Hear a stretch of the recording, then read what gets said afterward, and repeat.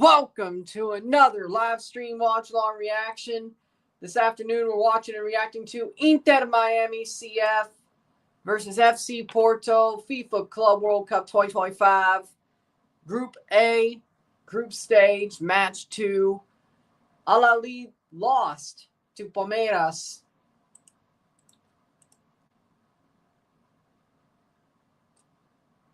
Al-Ahly lost to Palmeiras 2-0. I was wrong about Al-Ahly. See if I'm right about, well, I don't know about right about Miami, but let's see if I'm right about Porto being clown show.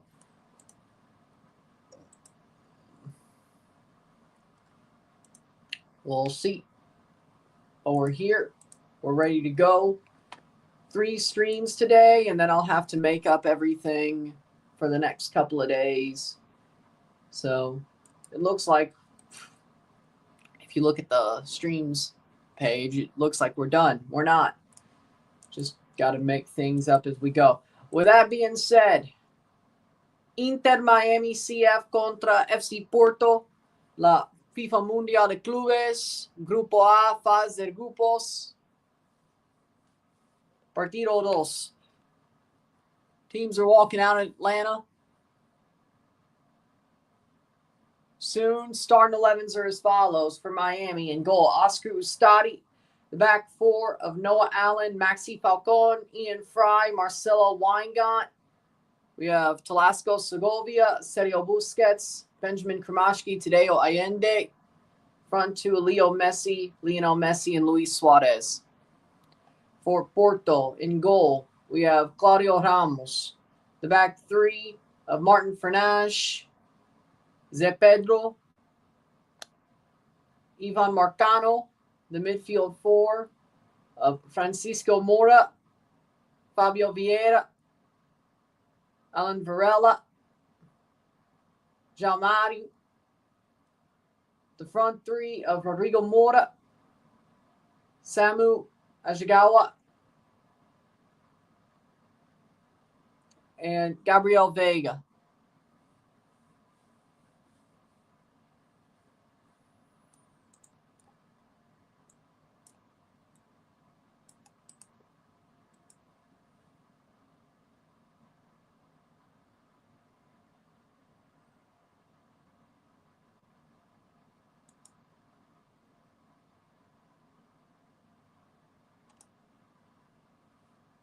Teams are walking out. We're ready to go. Match 1 of 3 for the day.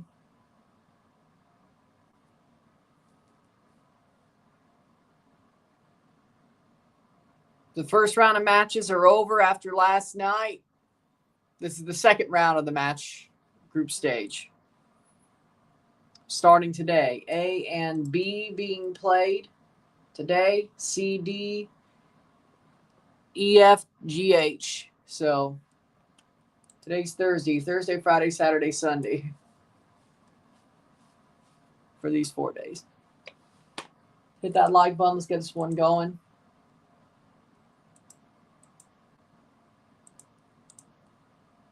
We're on our way. Miami and Porto are about to walk out.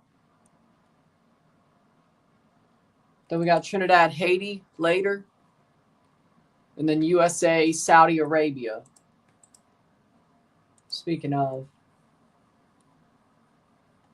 Okay. Miami wearing their pink, playing in Atlanta, of all places. Ain't that something? Miami's playing in Atlanta, of all places. Ain't that something?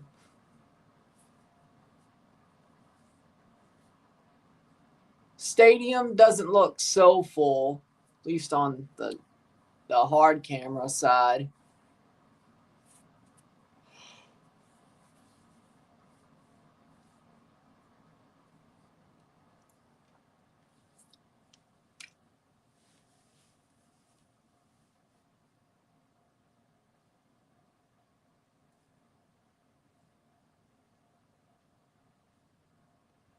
Do you think Barcelona should be winning more Williams? I mean, they're already winning. Like, how much more can they win? Like, just a Champions League? Like, they won almost everything. I mean, yeah, sure. But they already were winning almost everything anyway. So, I mean, win the Champions League?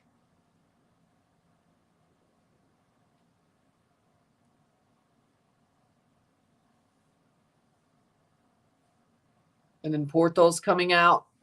And then we'll have our handshakes and all those.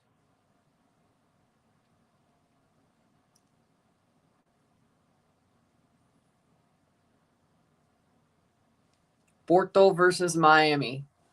Al-Ali lost the first game of the day, which honestly, Champions League is what they need. Yeah, but when you've won everything else, how much more can you win?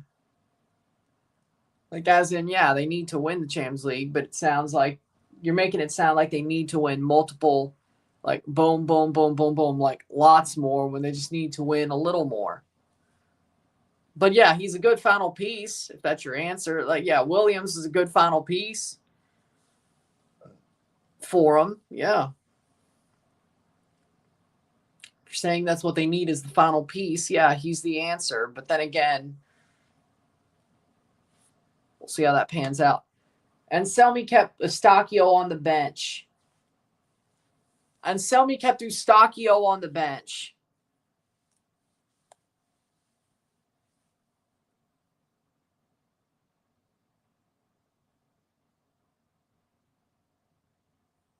Why would you do that? Y'all really...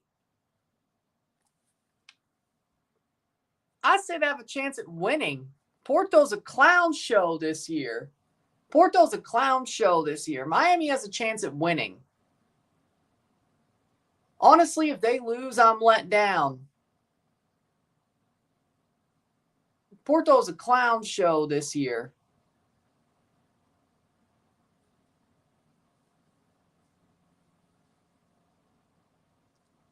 Starting 11s are as follows. For Miami in goal, Ustadi. The back four of Allen, Falcon, Fry, Weingart. The midfield four, Segovia, Busquets, Kramashki, Allende, Suarez, and Messi.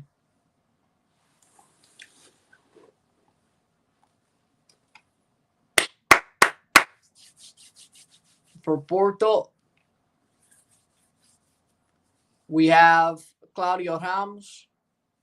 The back three of Marcanos, De Pedro, Fernandes, Moura, Vega, Varela, Jalmario, Moura, Samu, Fabio Vieira. And Eustachio's on the bench.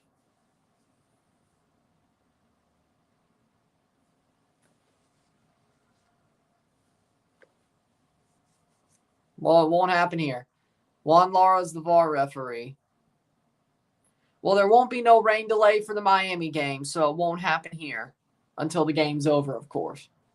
And then the Gold Cup games, well, we'll see what the hell happens. I can't control the rain. I can't control the severe weather. I can track it, but I can't control it. Sorry. Houston, Texas. Yeah, I don't think there's any rain there today, as far as I know.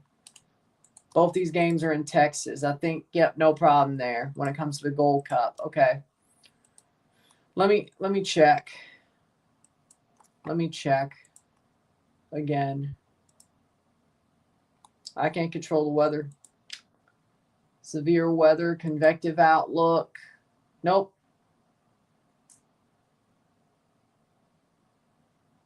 Houston maybe, but general thunderstorms if it is. So, but it's the lightning, not the severity of the storm.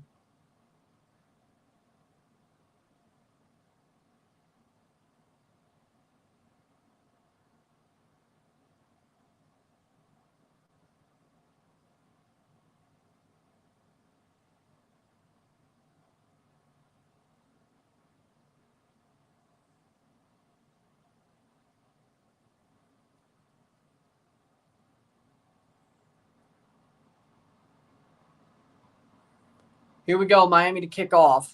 So we can do a cat 1. Well, it made landfall, so it should. Talking about Eric. How we doing, Specimen? Feeling better after last night?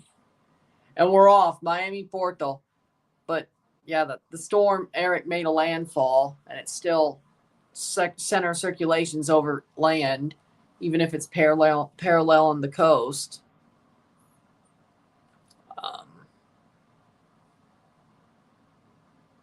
Cantor's calling the game. Of course, it's messy. Of course, it should be a cat 1. If you talk about rain delay, I would hope not.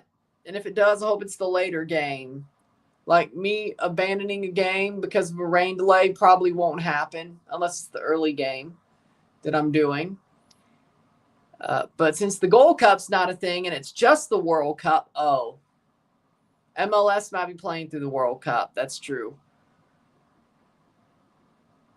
I didn't think it was going to happen this year, so I don't know. Rain delays will happen, though. It's the U.S. in the summer, especially Florida and not the Midwest, but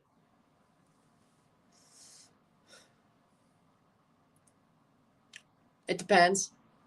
At least it's not April. It could still happen in the Midwest, severe weather during the summer. Not as much as April, though, but as you saw, mesoscale convective systems. I don't feel disappointed nor annoyed about yesterday's result. I saw some improvements and sentiments in Suriname are the same. Here's Miami. Shot, save. Out for a goal kick. Suarez rolls it out for a goal kick. 2 minutes in, 0-0. Yeah, I'm seeing a lot of Surinamese. People say the defense sucks, though. They got to work on the defense, which I don't disagree to a certain extent.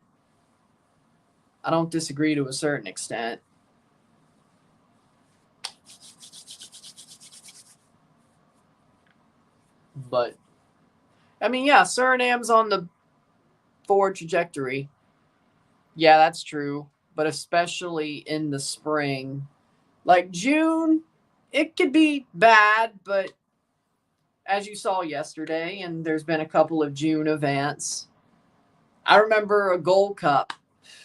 I remember a Gold Cup a couple of years ago where there was severe weather during a Canada-Mexico game, or at least, I wouldn't say severe weather, but not bad severe, but it knocked out my satellite dish because we used to have a satellite dish back then. You know, the rain always knocks it out, so that's what I'm remembering. But either way, it was July.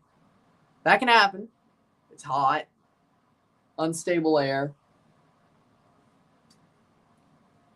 I'd say July and June are more cap-inverted hot weather days, but cap inversion hot weather days. But, you know, that's by. Still can have severe weather. But like tornadoes, and it's really just high wind derecho mesoscale convective systems at that time of the year, which a lot of our severe weather outbreaks are lines of storms now instead of supercells for like the last decade or so. Playing forward is Miami.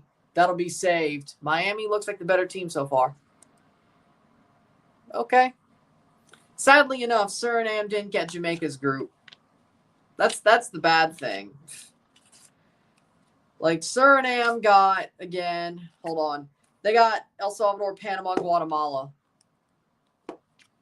I mean, third place is pretty good for Suriname, but finishing above Guatemala or Panama, yeah, that's not happening. El Salvador, no, I think Suriname can finish above El Salvador. I think that can happen. I think that will happen. El Salvador is sad, messy. El Salvador is sad right now. Playing forward. One, I want Miami to win because CONCACAF. Second of all, I want Miami to win because I want Porto to go down. Third of all, I want Eustáquio back on Canada for the knockout stage of the Gold Cup. So, Come on, Miami, do your damn job.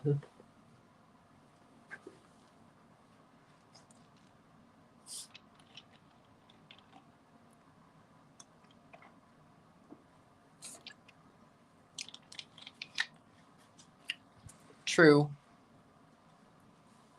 But I'm just saying, even then, like, even if Suriname's getting better, there's still a gulf in quality with Panama and Guatemala. And, oh, there's a VAR. VAR check. Vega party too much. It's showing. VAR check for what, per se? And possible penalty. A possible penalty for Porto. Noah Allen sticks his foot out, and he's giving away a penalty, probably. I mean, he stomps on the top of his foot. It's a penalty for Porto. It's got to be.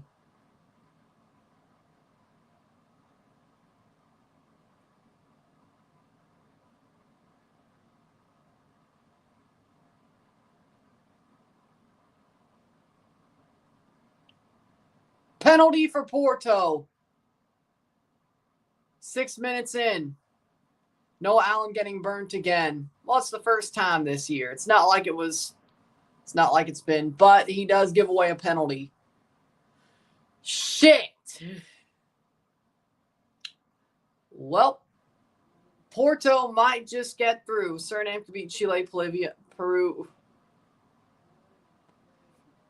and Bolivia. Noah Allen, what are you doing? I don't know what he was thinking. Well, that means Miami's got a hill to climb out of, and idiots.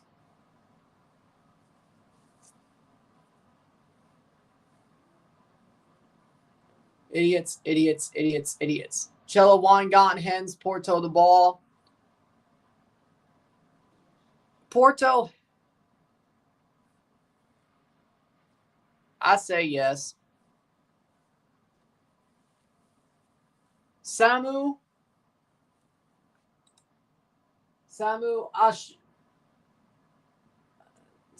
Agiawa.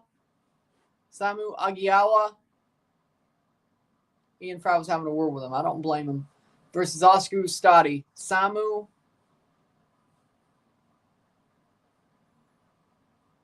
Trying to give Porto the lead. Their first goal of the group.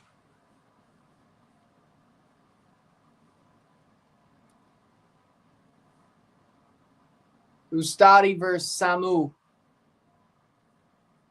8 minutes in. Shot set. Oh, no. Off the hand and in. Goal. Porto. Samu scores. I thought that was going to be saved. Off the hand and in. 1-0. 0-1 Porto.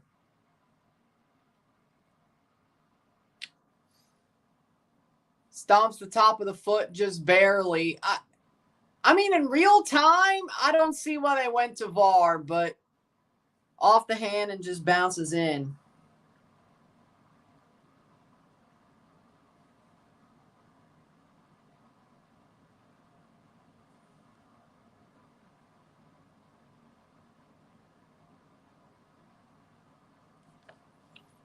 Eight minutes in. Samu Agihawa. 8 minutes. Penalty. Porto has the lead. Miami started like the better team. Then Noah Allen went full old Noah Allen.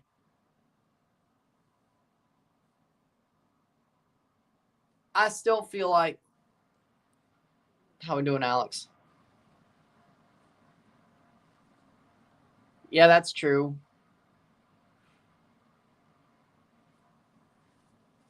I mean, that definitely helped Canada. I mean, when Canada got Chile and Peru in their group stage, I mean, free kick for Porto. Here we go.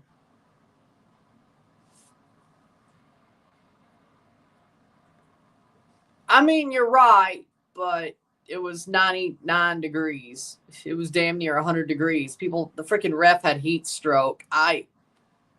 We couldn't finish at the time, but we still got the goal. We should have beat them by more, but... And Mascherano's pissed. I don't exactly blame him.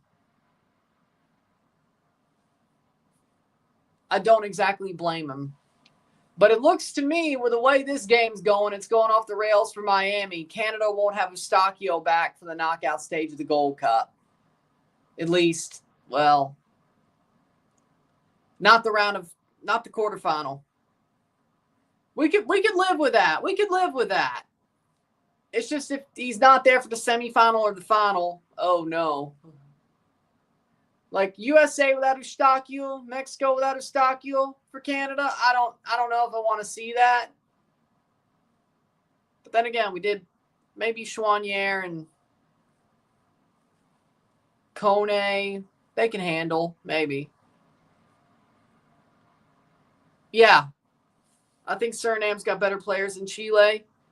Peru, sure, and Bolivia at sea level, yeah. If you're going into La Paz, no, you won't. But that's everybody. Cleared away by Miami. Like, even Canada would go to La Paz and lose to Bolivia there. I wouldn't even be mad at it. Like, if Canada went to La Paz and lost to Bolivia, I wouldn't even be mad at it. I'd be like, yeah, no, that makes sense. Like, we are the better team, but you take us to the highest altitude in the world, at least in this side of the world, yeah, no, we're probably still going to lose. Still probably going to lose.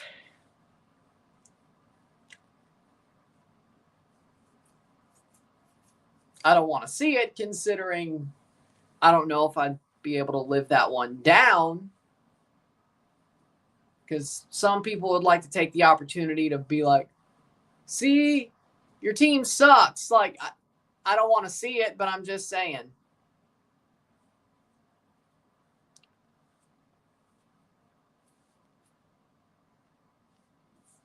Who will win Liga MX?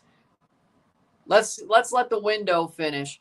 But there are some people who be like, oh, see, Canada sucks. If they went to La Paz and lost, I don't know if I'd be able to live it down. Even if we win a trophy by then. I don't know if I want to see them go to La Paz, but I know damn well that we would lose there. Like, that's obvious. But some people talk shit in bad faith if Canada lost at La Paz. So I don't want to see it. We beat Bolivia at BMO Field or neutral ground, but if we went to La Paz, no, we're losing. I know it. Because everybody does. Even Argentina did.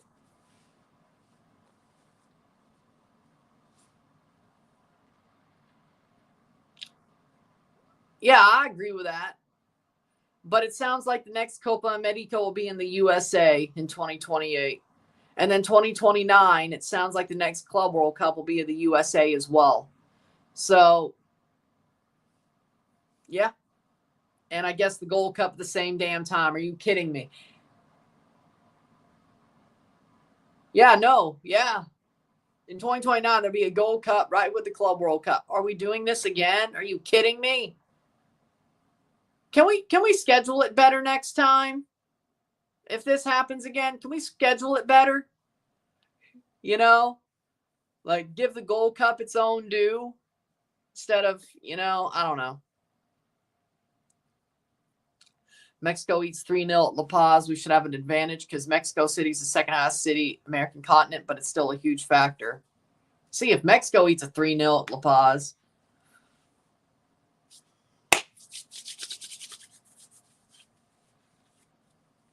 14th minute. I will say, at least at the Copa America, Bolivia looked somewhat competent on level ground, if that's what. They look competent on level ground. They may not be as bad as we think on level ground. Haven't they got some really good results on the road as well in CONMEBOL qualifying?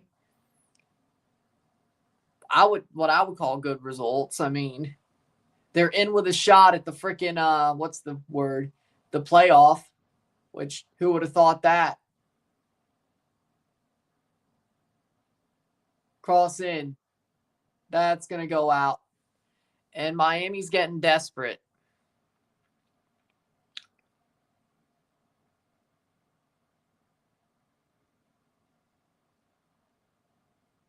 American Continent Nations League like CONCACAF does, but add the 10 CONMEBOL teams. It'll benefit both.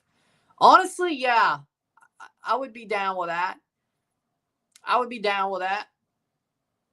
Also, it sort of makes Canada do more. I'll admit, I don't know if I exactly like the current Nations League format where the top 4 CONCACAF teams just get a bye at the quarterfinal. I don't know if I like that. Like, yeah, it benefits Canada, but let's be real. It didn't really benefit them the first time. It did last time, but they still lost the quarterfinal in 23. So, I mean, I've seen that really, I don't know if I like the new format. It kind of served a purpose in 23 with the qualification to the Nations or the Copa. Last year, it didn't serve a purpose at all, except, oh, hey, we have a quarterfinals. Well, I guess maybe Gold Cup qualifying, but oh, yeah, there would have been the Gold Cup repechaje. So I guess it did serve a purpose, but Canada won, so the quarterfinal and then lost the semifinal. But I don't know if I like that format. I think a combined American, North American, or American Continent Nations League probably would be better. The format of that would be better, and Canada would have to do more than just be top 4. And besides, even if they did the top 4 quarterfinal thing, I certainly don't think Canada, FIFA rankings wise, would be top 4 and have the bye to the quarterfinals. So we get to play more games. Like, I'm okay with it for this World Cup cycle. Well, we didn't really get any good friendlies those 2 falls either. Well, no, we got Japan. We got that and then lost. I mean, 2023, we really didn't get any good friendlies besides Japan. Then we didn't have anything in September. We played the knockout in November. Then 2024, we had USA, Mexico, Panama. So we wasted those windows anyway. And then the November knockout against Suriname. We wasted those windows anyway, didn't we? Of course we did. CSA being the CSA. 0-1, 0-1. I would agree with that.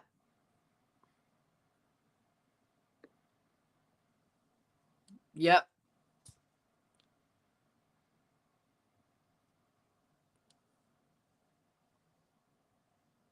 Three times in a row, 25, 29, and 33.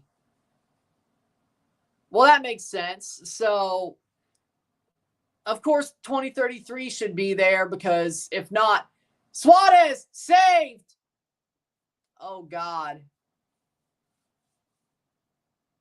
Like, it makes sense because 2034 is Saudi Arabia.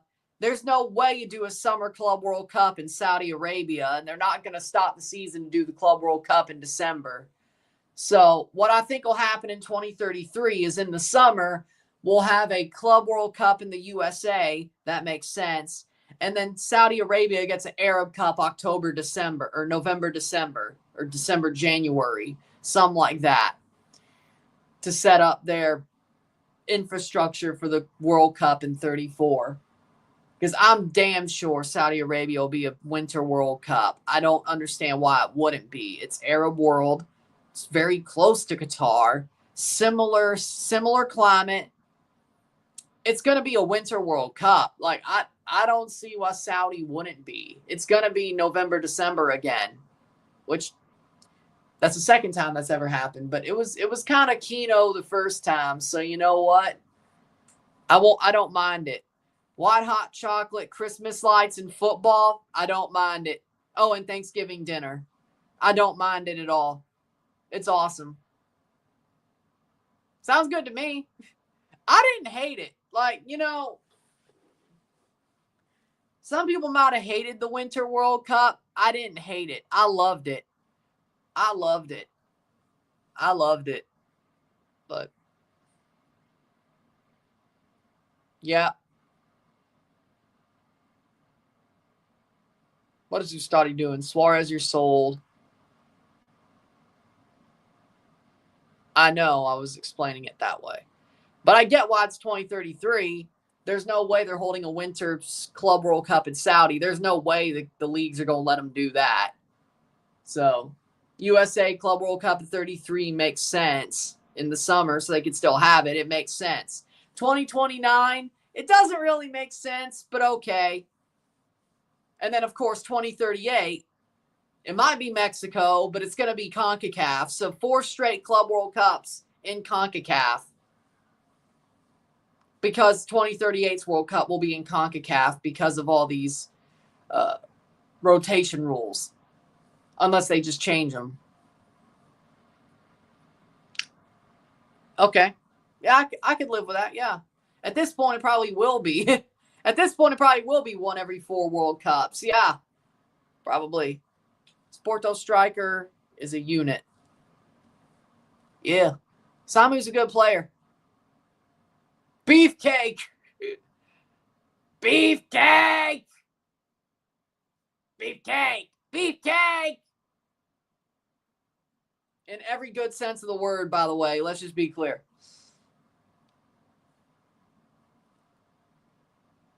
And Cello, my God. Oh, why? So bad. So, like, he had the idea, but he just let it bounce off his foot.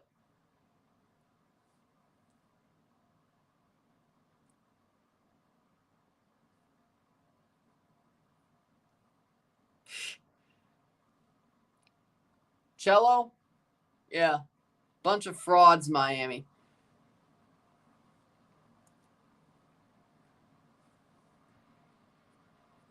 I reckon you could catch new eyes the winter, too. The average American does nothing in winter seasons, decides to binge watch a show. Most Americans go complete sign-off mode when it comes to June. That's fair. Yeah, I think that kind of happened.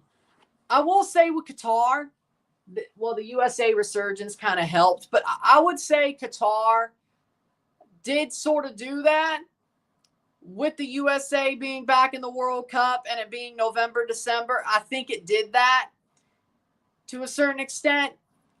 And Canada as well being there, I think it did that, at least in CONCACAF terms, where people were like, hey, we're interested in this because, you know, for the U.S., it's been a while, and for Canada, it's even longer while. You know, I think it did do that.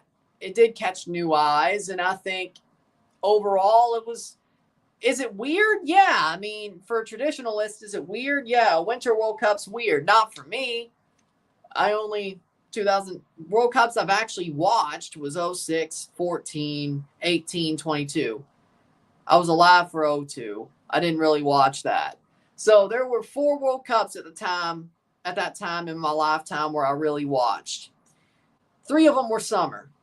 So there was a little bit of an outline of like, and of course 02 was summer as well. There's a little bit of outline of how it's supposed to be, but like I didn't go in with like, I'm 50 years old. This better be the summer, right? This is weird. This is wrong. No, and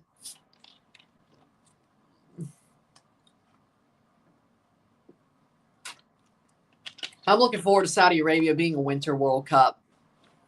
About what? 16 years later? Well, 2032, 33, 34, 35. Well, 12 years later. My bad. 12 years later. Yeah, that's about good enough time. You know, that's about good enough time. Yeah. 24th minute. Gives me really no off season, but well, no, there was a little bit of an off season in 22, 23. Yeah, there was a little bit. It's just like MLS happened like November 7th, and then we went to the World Cup. Something like that. Yes, they playing Black Friday, but yes. Which is crazy considering Black Friday, people love to trample each other. Is Porto being underwhelming or is Miami not as shit as I thought? Both. But even though I told you Porto was a clown show. I told you they were a clown show this year. I told you Anselmi should have never left Cruz Azul. But dumbass left Cruz Azul. He could have won the Champions Cup, but he chose to go to a clown show in Portugal. Idiot. Miami is solid, but they gave away a penalty, but they're definitely getting desperate. But Porto's underwhelming as well. I don't know if they deserve the lead here, frankly, but that's why you don't stomp on somebody's foot. That's why you don't stomp on somebody's foot. 26th minute. You know, I'd love to travel in general. If I could just travel and jet set, I would. But if you could add like the soccer football culture component to it, like, I mean, I know a lot about CONCACAF, but I'd love to go to Costa Rica. I'd love to go to Guatemala. I'd love to go to Honduras. I'd love to go to Jamaica. If I'm there, yeah, I'm going to learn about football culture while I'm there. Like, even if I travel there just for traveling, I'm still going to find a way to learn about some football culture there. But I'd love to go to Costa Rica, Belize, Guatemala, Honduras, Jamaica, Trinidad, Suriname. I'd love to go to Suriname. I'd love to go to Japan because I just want to go to Japan, but I'd still find a way, you know. I'd love to go to Japan. I'd love to go to Italy. I'd love to go to Morocco. I'd love to go to Egypt, Portugal. Like, let me put it like this. I want to just jet set in general. I want to just jet set in general. I wish I could just travel like anywhere my heart freaking pleased. But if I did that, I would find a way to learn about football culture of all those countries while I was there. And probably see a match, you know, while I'm there. Depending on how their seasons are. But maybe the mainland of Mexico instead of Cancun. And the Yucatan as well. But I haven't been to the mainland of Mexico. I've only been to the Yucatan. So I guess there's a difference there as well. There's also Tijuana in Baja California as well. But 28th minute. But again, I like to go to San Siro before it's down. DR would be nice. Spain. Again, any country. Like, I just want to jet set. And if I go somewhere, I'm going to go there for multiple travel reasons. Like, I would like to see the country, but I'll also learn about their football culture and maybe see a match. Like Brazil. Oh, yes, Brazil. Brazil, Argentina, Morocco would be crazy, too. I like to be at the BVB Yellow Wall. Me, too. Yeah, Germany. Yeah. Dortmund's Yellow Wall. Yeah, that would be nice.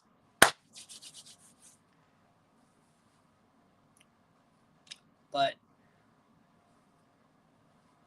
29th minute. Ecuador, Colombia, and Panama. Those would be nice, too. Like, playing forward, headed away. Like, there's so many things you could do. And, you know, I don't know if I'd want to. I mean, that's the point I'm trying to make is if I was a jet setter and I was just zipping and flossing and flying all around the world, like, yeah, I'm going to travel for multiple things when I go to these countries. But yeah, there's going to be a portion of I'll see a football match. I'll learn about their football culture. But also I want to see the sights that there is in certain places, eat the food, such things. Like, I don't think, but do I wish I could just like zip, zap, move around, like just go everywhere? Yeah.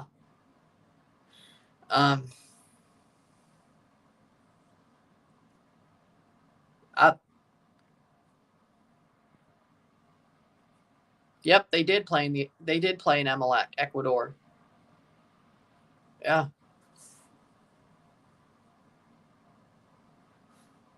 Before. Yeah. Yeah, they did. Ecuador, they have some historical clubs. Which I guess is why it's a good thing Ecuador is sort of finally, how do I put this? Ecuador is sort of finally getting their moment in the sun, so to speak, when it comes to CONMEBOL football. Personally, I don't think it helps him that he's definitely a 2000s neoconservative. Like, he's definitely, like, dude was at both conventions, but, which I don't blame him. If I was able to be, I would. But dude's definitely a conservative. But that's part of it, because nowadays, especially in football, even if you're a neocon or a libertarian, they're on your ass. If you even look like you lean right, libertarians can lean right, of course. There's left and right libertarians, but if you look like you lean right, they're on your ass. Because I guess what, people assume the worst? I guess. I don't know. Header. I guess what, people assume the worst. But Alexi Lawless is basically a troll. Obvious neocon. Doesn't help his case. Doesn't help his case. And he doesn't seem to really know what he's talking about. He just gives out hot takes, and what sticks and what doesn't. Basically, he's a rage baiter. Like, this is the gimmick he plays. He plays the heel, but I don't think he plays it. He's fine with playing it.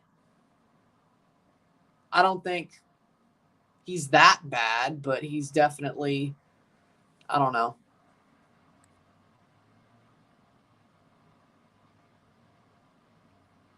They come to see Messi, but they have Rodrigo Mora. Yep. Did they not see how Monterrey played Milan? Okay, that's just... We'll have a double live for that, by the way. Canada's game into River versus Monterrey. So double live, double review for that game, by the way. I agree with that, but I'm not saying Alexi brings it into sport. People just can tell that the dude's a neocon boomer. I don't think Alexi brings it into politics into sports. People could just tell he's a neocon boomer, but hell, there's a reason why I try to keep the politics to a minimum on this channel, because I don't really want to bring it in. Also, I know that as a libertarian, people will be like, I think it's common sense, but I really don't want to go there, because let's be honest, probably not smart.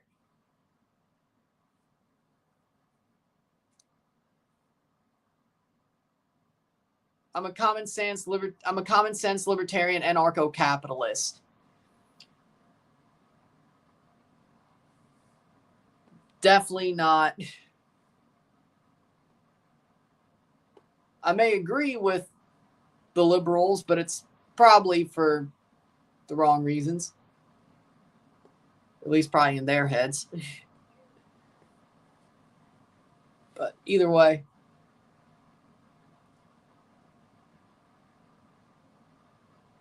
Across the box. Shot, save. Oh, good block. But again, I agree. It's not worth it with the way society is now.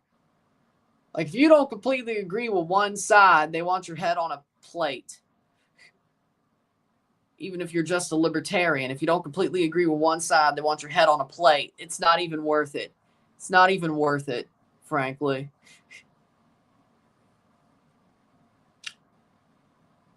That's why I leave it alone as much as I can, and I still talk about it.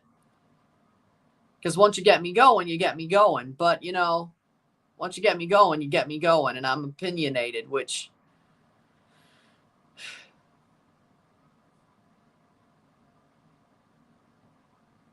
that's my Achilles heel.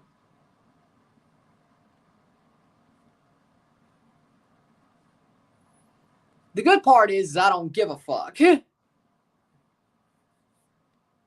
I'll give my thoughts, and it is what it is. Want to cry about it? Cry to your mother. You want to cry about my thoughts? You want to cry about my takes? Go cry to your mother. Don't cry to me. Cry to your mother. Don't cry to me. Cry to your mother. Don't cry to me.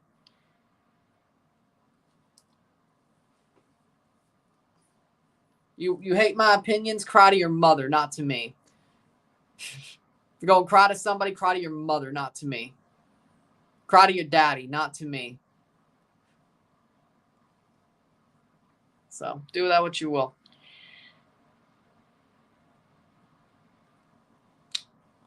Argentinian press can't differentiate national team v league. The national team is meh right now, but the league is top level.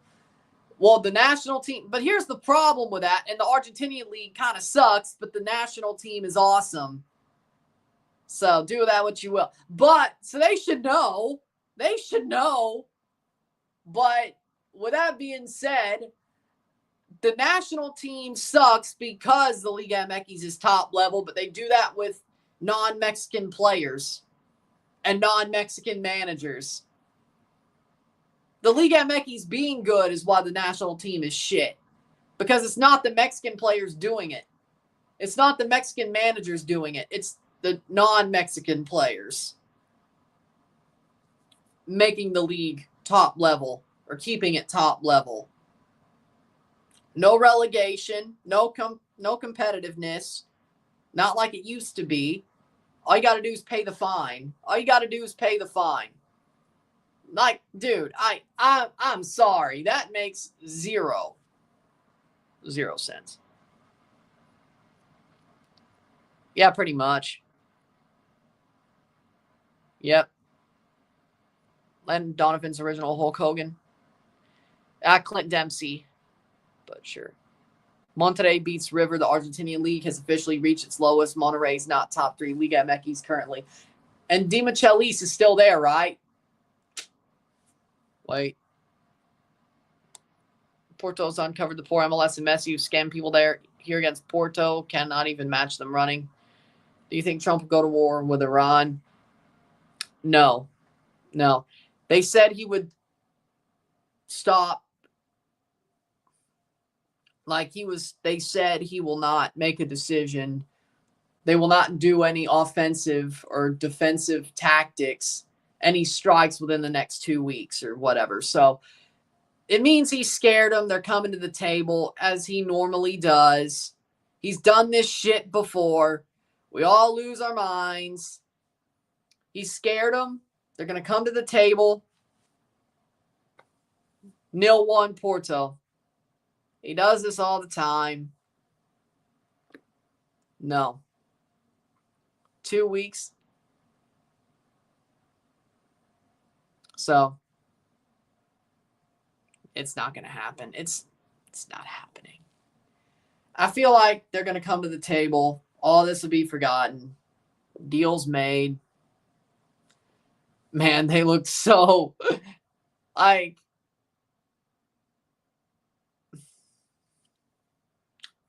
man, I'll say this. They looked so absolute just rocked. Like McKennie and Weah didn't want to be there. You could just see the look in their eyes. They're like, why are we here? Why are we here? It's just like you could tell. And all like the Italian players, they're like, this dude. I'm like, okay. I'm like, I don't blame him. Infantino was like the only one that was smiling. Trump was asking stupid questions. And then he started talking about it on. And they're like, what the fuck?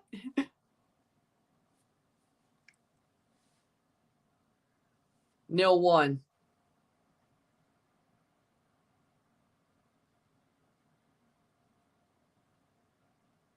This Mora guy's good.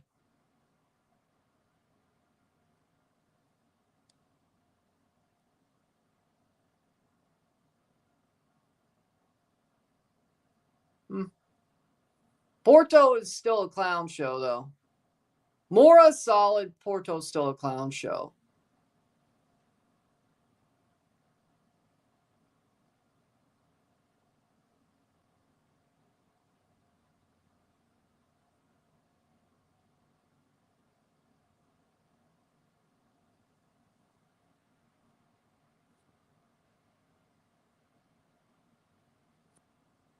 Their faces. It was like, I don't think Specimen, of course, it's messy, as everybody does. I didn't think he had an MLS team. I wouldn't blame him if he chose Miami.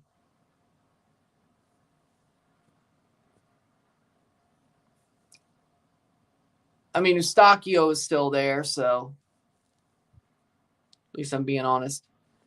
I wasn't saying you weren't. I just said I didn't think you had an MLS team. Never thought you did. I thought you were really just Suriname and Robin Hood. Luis Diaz, I guess. Oh, yeah. No. Besides, he doesn't even play football anymore. Besides, Barron doesn't even play football anymore.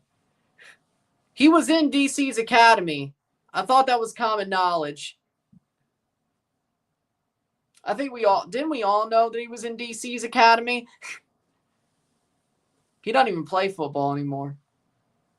Too damn tall, even for a goalie. Barron's too damn tall to play football. Not even as a goalie. But he's too damn tall to play goalie.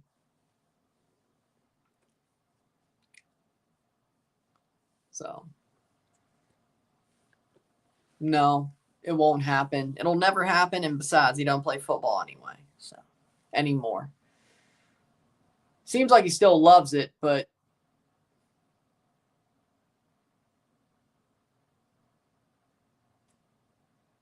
I'm sure half of the shit Trump knows came from Barron when it comes to football.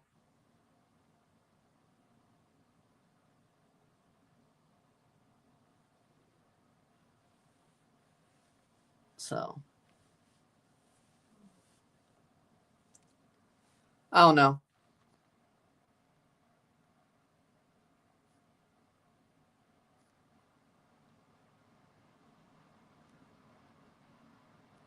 Yep.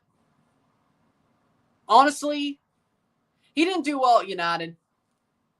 He didn't do well at United. And then, yeah, he didn't do well. But does anybody at this point? 44th minute. Samu throws it on forward. Shot. Oh, off the post. Ustari didn't even know where that went. 1 minute to go. That was a bad idea. United's a joke. Shaquille Cairo scored against us again. He left. Now he's scoring against Robin Hood. Who's he play for now? Remind me, who's he play for now? Not even Sporting Clube de Portugal has overtaken them. Back then, Porto would surpass Benfica with talent. True. I think isn't Andre Villas-Boas still like the president of football operations at Porto? I think we know where the problem is. Andre Villas-Boas is a joke. Dude he was never a good manager. He's not a good football director. The dude knows nothing. I remember when AVB was Chelsea's manager. My God. That was painful.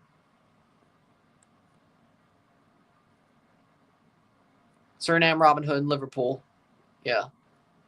Paulinho was supposed to be playing with Porto, but Sporting Club de Portugal didn't want to loan him. They rather sold him to Toluca. Well, that's positive. 2 minutes of stoppage time. Well, of course, Sporting Club didn't want to give him. Inter Moengo Tapo. Ah. Oh, Brunswick's club. Oh, yeah. Oh, he plays for Brunswick's club. I know they have the money. I remember when Ronnie Brunswick freaking went to Olympia's locker room and gave them money, and the dumbasses filmed it. Those dumbasses filmed it and got themselves knocked out of the CONCACAF League. I remember, Brunswick's an idiot, but Olympia's also idiots for filming him giving them money. That's like when Odell Beckham Jr. had like racks in his hand when LSU won the national title game and whatever the hell happened there. Like, what did you think was going to happen filming him give you money? What did you think was going to happen?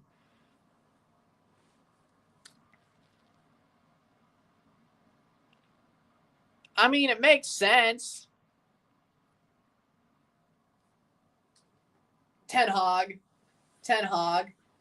Like, United's a horrible squad. Like, now and with Ten Hag. Like, it was Ten Hag. I don't think it was the league. I think it was where United was at the time and Ten Hag being a fraud. I know he's going to do somewhat well with Leverkusen. I know. Because that's how these things go. He'll be fine with Leverkusen.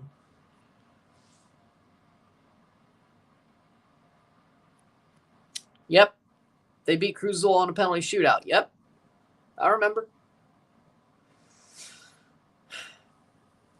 Auckland will never be that good again.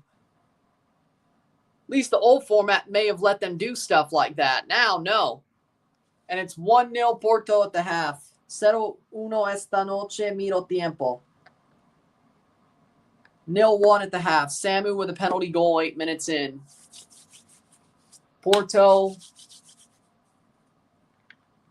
will see to put themselves through.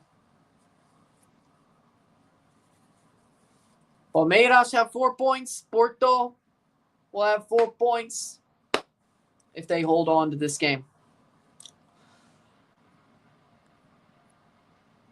With that being said, we'll take a short break at the half, talk about the stats, get this one going.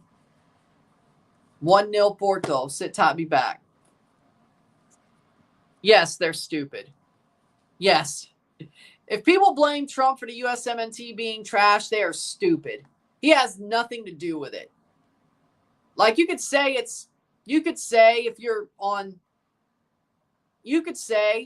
that it's karma, fine. You could say that. But if you blame him for them being shit, no. He has nothing to do with that. Now, if you want to say them being shit is karma for the fuckery, sure. But he's not the reason why they suck. That's TDS.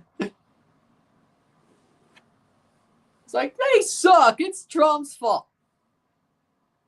No, you can blame him for the karma if that's what you want to do. Those people talk nonsense. That's not surprising. It's like, do you know how football works? The president doesn't call up the squad. The federation calls up the squad. The only thing that he does is set up the World Cup, and not even that, but like there's a presidential White House task force on the World Cup. Okay, cool. That's all he does.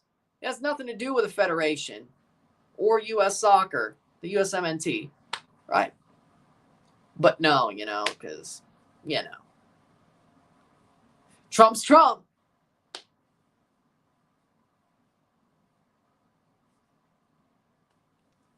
Right?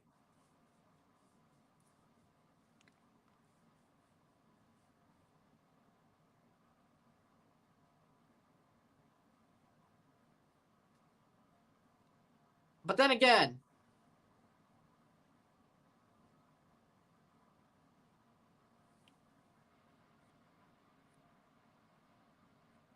that's that's the karma I'm speaking of. If you want to call it karma, that's fine. That's what that is. If you want to call it karma, what's happening to the USMNT doesn't really affect the woman team. It really just affects the men. If you want to call it karma, that's fine. Fair. I'll let you have that. You want to call it karma? Sure. Blame Trump? Realistically, no. He has nothing to do with it. You want to call it karma? That's fine. I'll allow you to do that. You can call it karma all you want. You can call it karma all you want, but completely blaming Trump for them being shit, that's not how it works. Like, I get you're being facetious, but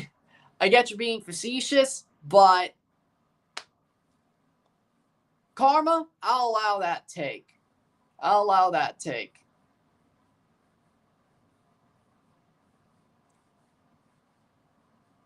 Because that makes more sense. Like, I could be like, yeah, karma. Yeah, sure.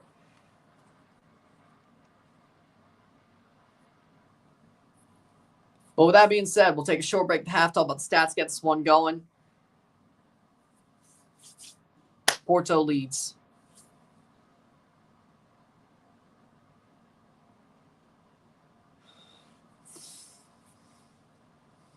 With that being said, sit tight, be back.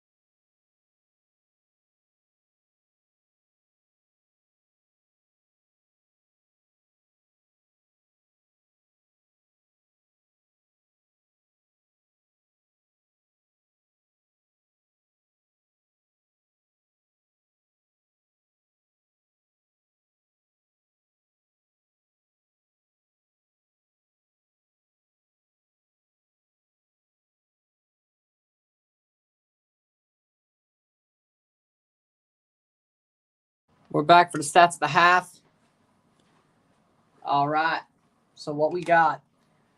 All right. We got 52% possession to 48% possession, 2 shots to 6, 2 shots on goal to 3, 239 accurate passes, 89% to 90%, 226 accurate passes, 6 fouls to 6, 0 corners to 0, 2 shots to 6, 2 shots on goal to 3.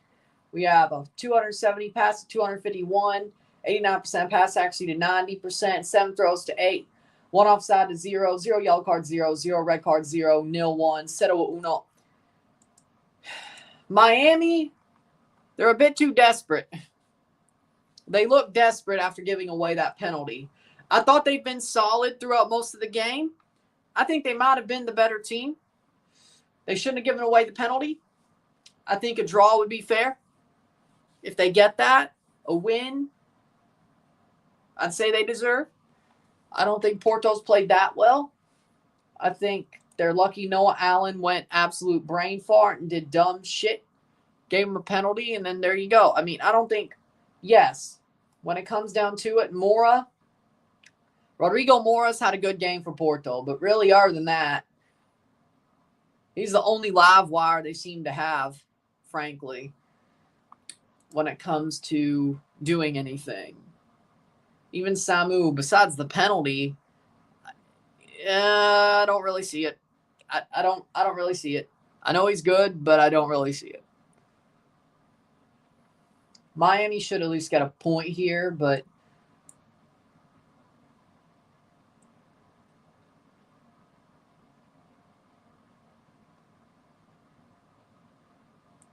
we'll see how the second half goes. Should soon have a second half to play.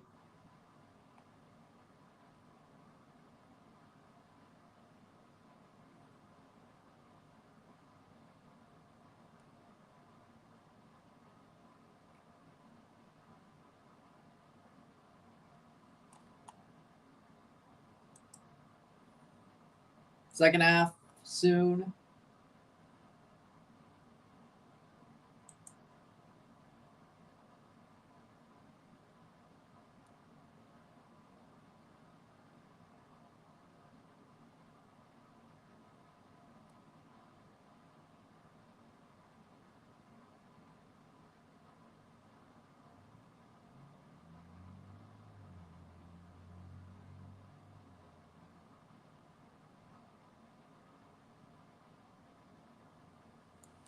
Oh, speaking of, Sergio Busquets, here's what he said about MLS roster rules and financial limitations.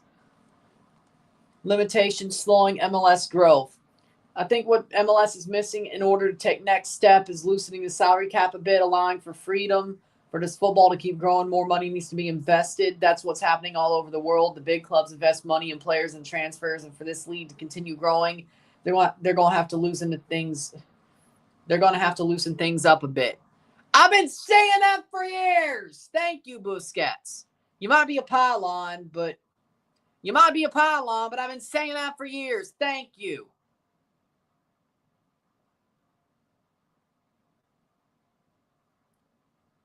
Thank you. Finally. Jesus Christ. Praise the Lord. Thank God.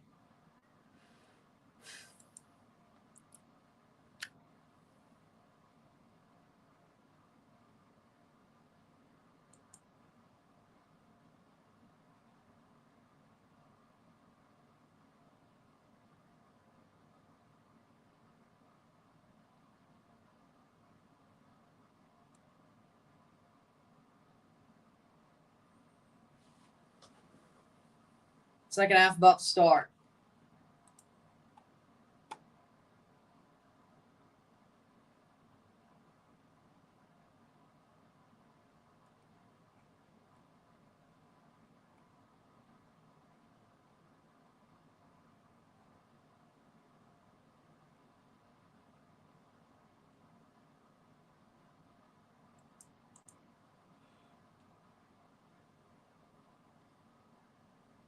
Here we go. Miami versus Porto.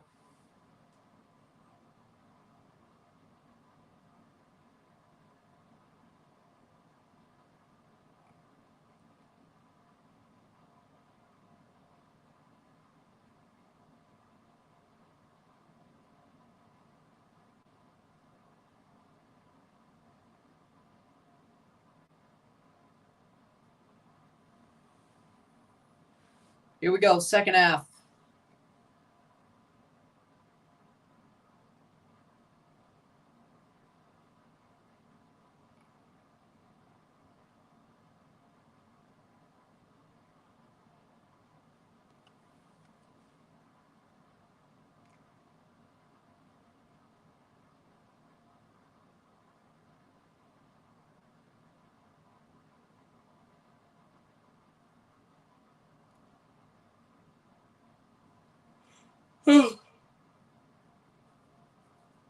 What's my favorite movie? I mean, Full Metal Jacket. Love that movie. I love the Twilight Saga in general.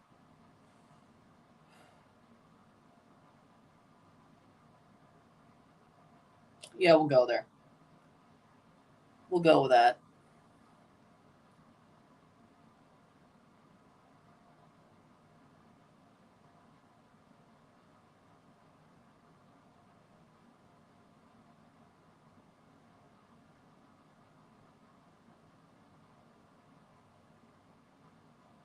Second half's about to start. Miami are down 1.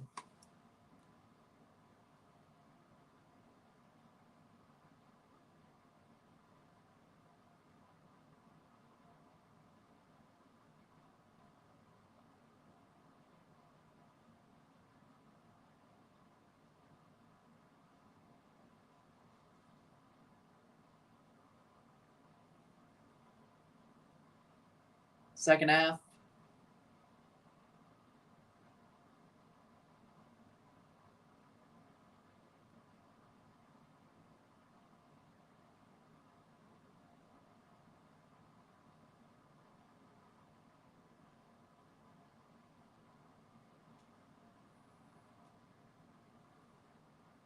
"45 minutes. Now Porto's coming out. Wonder if they were late or not.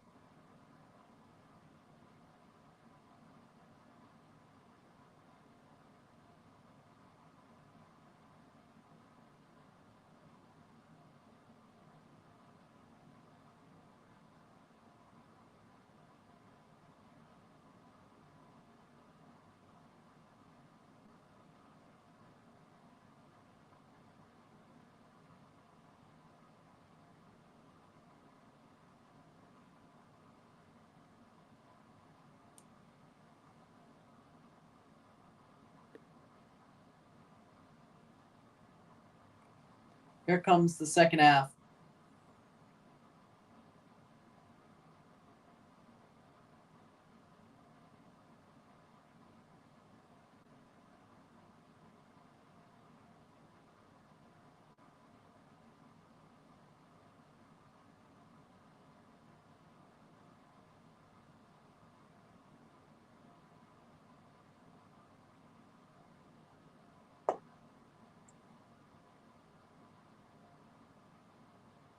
And we're off. Second half, finally. 0-0 or 0-1. 0-1 Porto. Will they slow the game down, or will Miami somehow find a goal or two? We're going to see.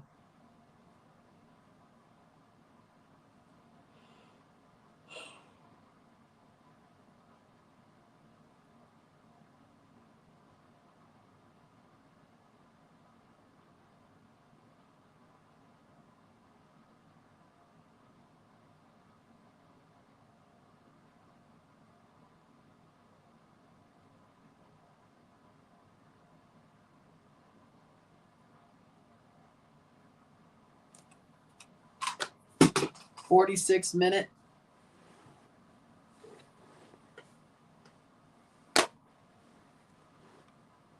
Here we go.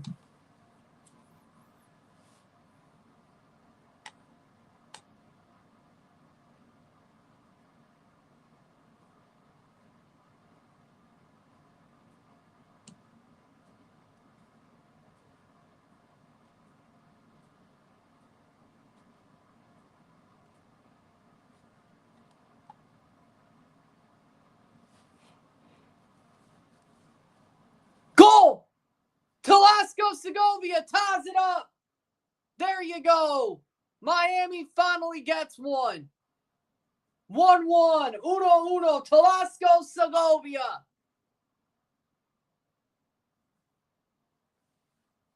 Let's see. 1-1. Miami gets the goal they've been looking for. Playing forward. Busquets. Cello Weingart. Segovia. Back to Weingart. Crosses in. Or that was Allende. And then the ball got crossed in. Allende played it to Cello. Cello crossed it in. And Segovia was there at the penalty spot to pop it in. Boom. Talasco Segovia. 1-1.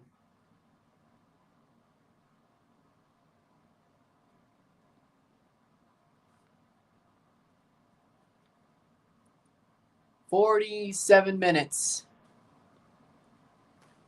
Talasco Segovia 1-1. 47 minute. 1-1. Let's see. Miami would still be third place with a draw. Porto could still be knocked out, losing to Al-Ali, and we'll see what happens with Palmeiras. Well, actually, yeah. Hope so. 48th minute. Or Miami could just win the damn thing. That'd be nice. Here comes Porto. Cross in, header. But Miami tied it up. Miami's tied it up. Hit that like button. Let's get this one going. Hit that like button. Let's get this one going. 1-1. 1-1. Goal kick for Ustadi.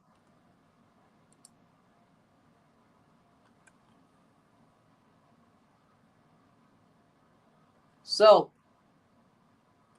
that is 1-1 draw. 49th minute.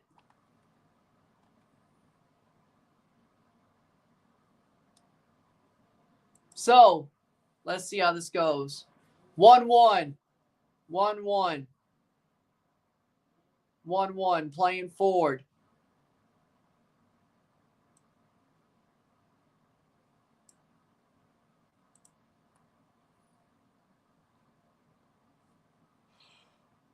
Miami looking to get the leading goal. Attacking well. They got a goal they deserve to have. Busquets. Allen.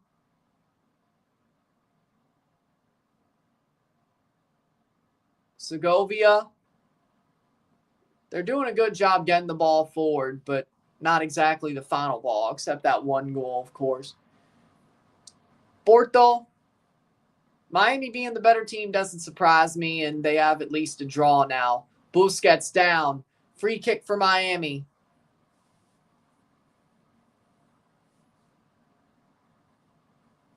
Who's the worst Miami player? Weingart. Easy. Cello Weingart. Horrible. Horrible. He got the assist, though. Okay, sure. That's like the one time he does something positive. Trash. Trash.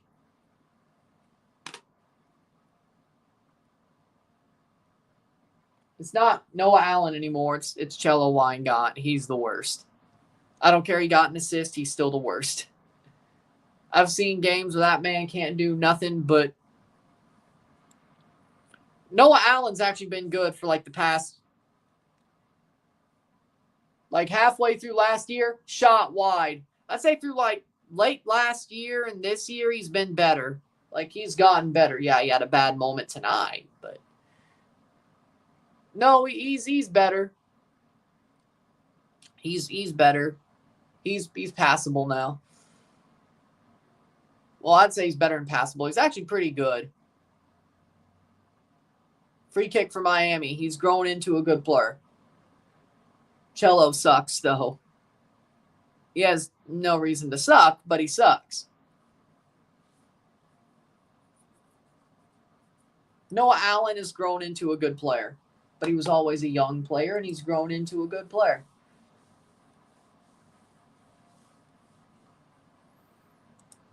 Except he had the foul, but either way, that's life. Playing forward is Messi. Messi did not score his free kick, of course, which Messi's getting old, I guess.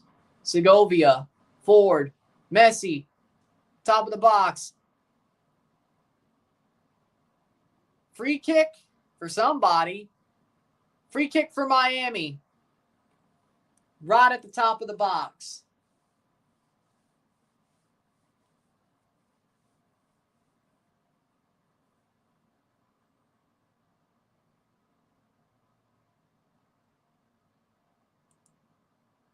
So,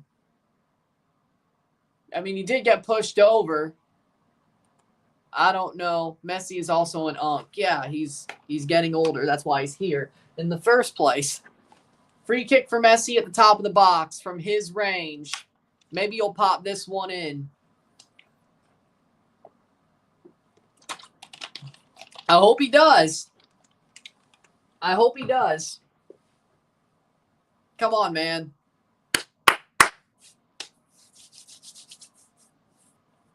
Come on, pop this one in, Messi. This is from your range. This is your area. Pop it in. Come on. Come on, Leo. Come on.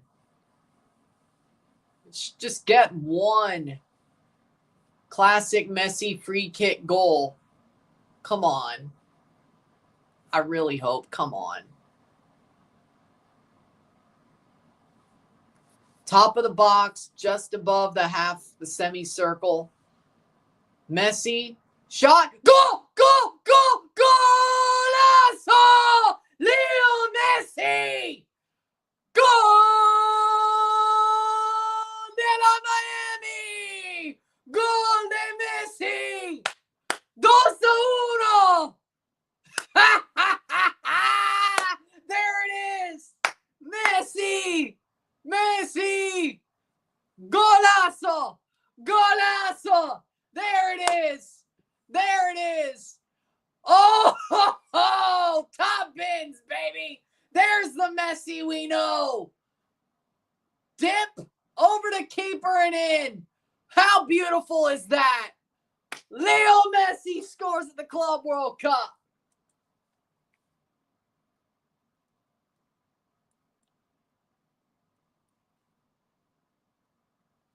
Wow.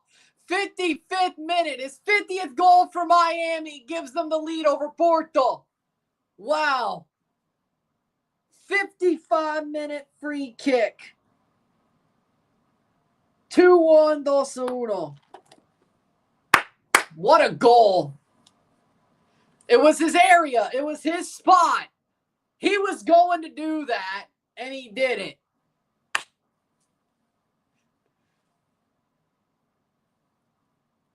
Wow. Like, you had to know that was coming. You had to know that was coming. Messi scores a free kick. 2-1 Miami. 2-1. Now, hold on to it. Who thinks Miami could beat Porto? I said they could. I've called Porto a clown show for the whole time of this being a matter. Whatever. He would have hit the wall. Cristiano can't score a free kick anymore. Messi still has it a little bit. Has to be the certain spot, but Messi still has it. Cristiano does not have it on free kicks. Like, he does not have it anymore. Cristiano's free kicks suck. Like, dude, like, I love Cristiano. I'm still, just because I'm still more of a Cristiano fan, but I give Messi his respect. I will say this. Cristiano's free kicks suck. Like, ever since 2018, like, no.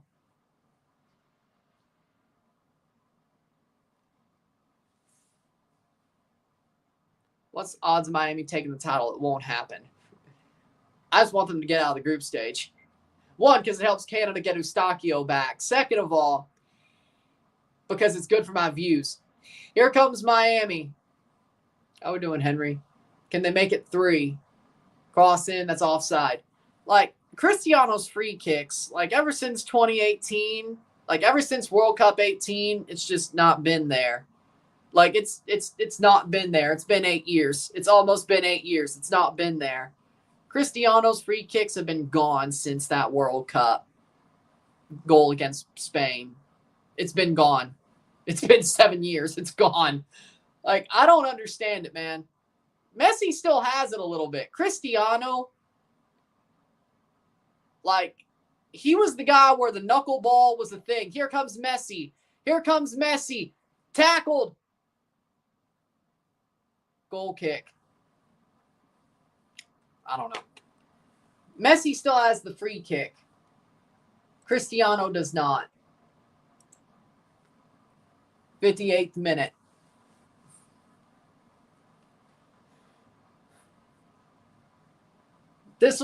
Will this potentially be the first time an MLS side beats a European club non-friendly game if Miami wins? I think it is, yeah. I think it will be the first time.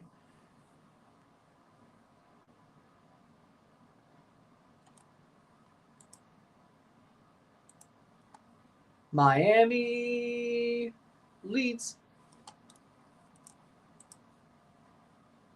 Playing forward. Here comes Miami.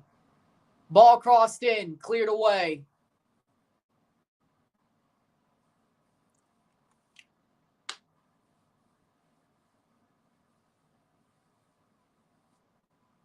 '58th minute. The first MLS team to lead at any time in any game at the Club World Cup. Oh. He rolled. He did a barrel roll. 59th minute.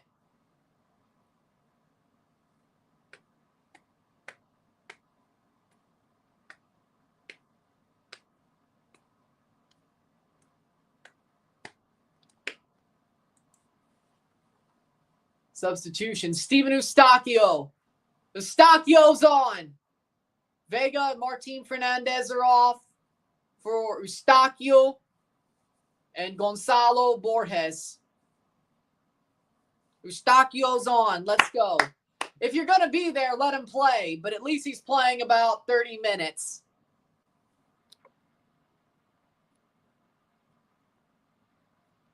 I feel for Leon how much money they miss out on by just being there. $9.5 million. $9.5 million. Were you not paying attention to the way they were promoting the America LAFC game? $9.5 million. Hey, no, they should have been playing Eustáquio the whole time.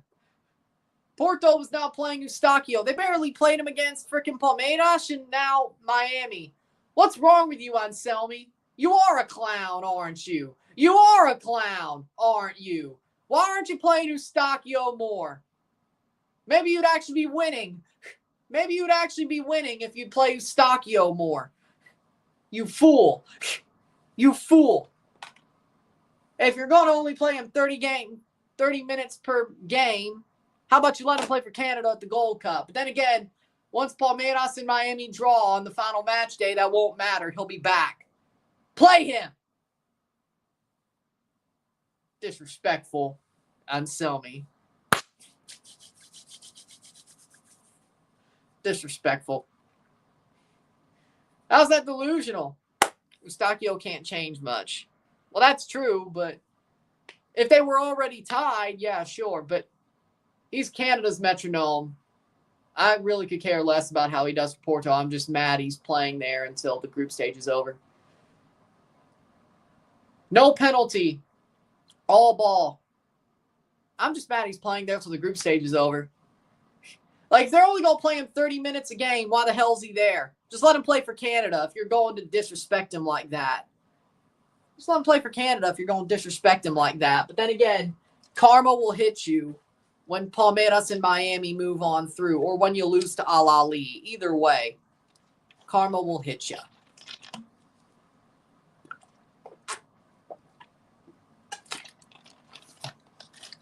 Hey, Tejan's playing at the Gold Cup.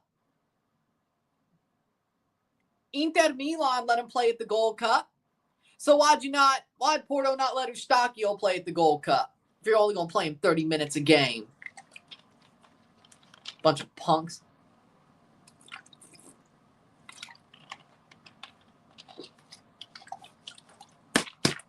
Wrong. Substitution. Looks like Cello's going to come off. Let's remember, Buchanan plays in Italy for a team who's at this tournament, and he's not at this tournament. He's at the Gold Cup. Thank God. But, thank God. Big part of that 6-0, thank God. But,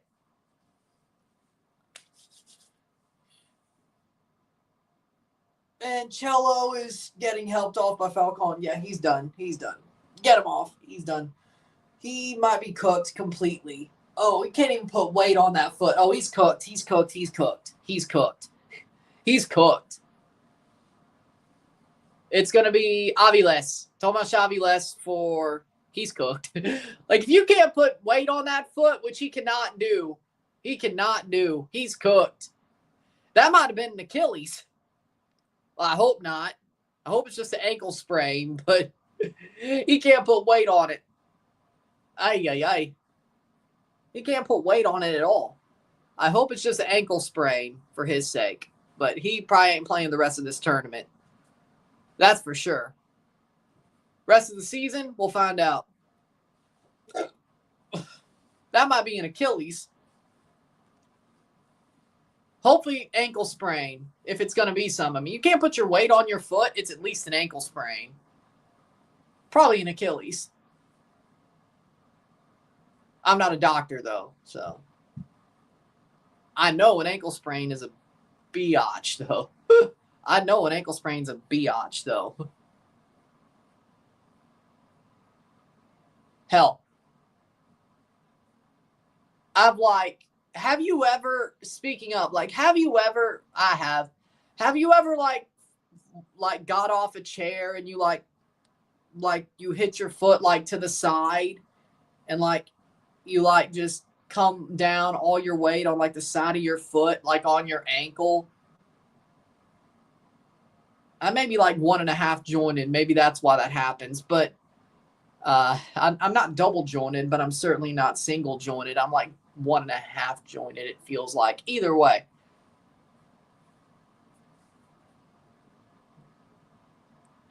I don't know. Hyperflexivity or whatever? I don't know. Whatever that's called. Hyperflexion or whatever? I don't know. Something that was part of EDS or whatever. I'm sure I have that. Whatever that is. Hyperflexion or whatever. Either way.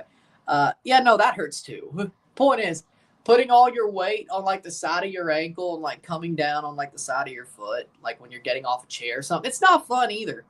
That's not fun either. Barely can put weight on it that way, too, is my point. So, either way, I don't know.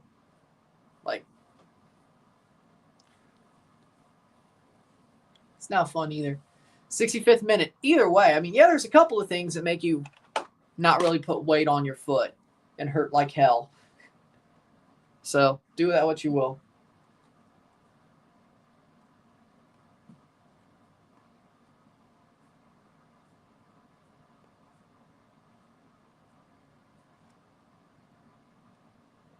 Caliente TV has been sold to the Fox Corporation. Huh. Headed away. Brought down Ustadi, 66th minute. 2-1, 2-1.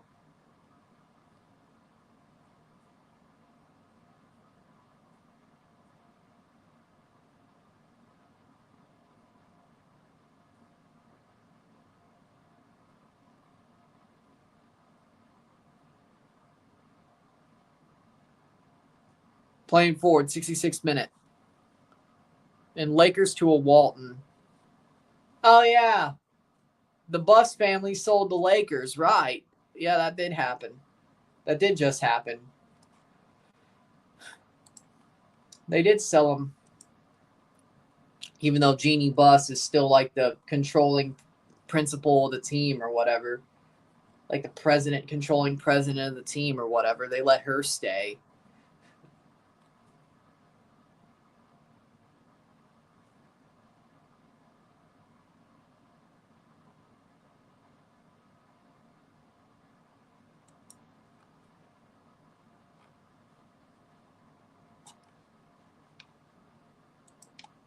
Playing forward. $10 billion. Like, I don't think Jeannie Buss is that good of a GM or president or whatever. Like, I think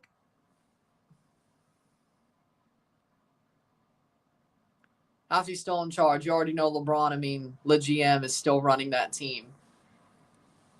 I mean, they have to have either way. Like they said, she's still the controlling president of the team, even though they sold.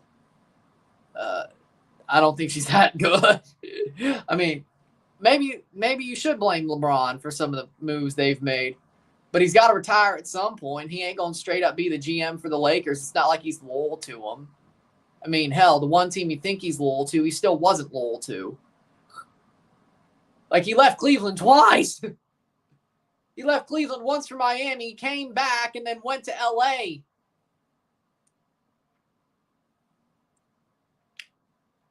I don't know why, but I personally want to see LeBron retire a Cav, even though that dude legitimately, LeBronto, ruins my brain.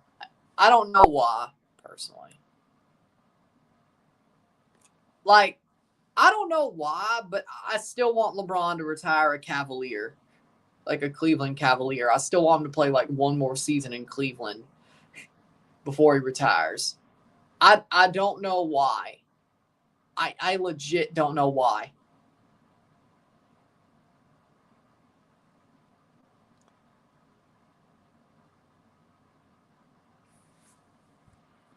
Dude, the Lakers haven't been good since Kobe tore his Achilles.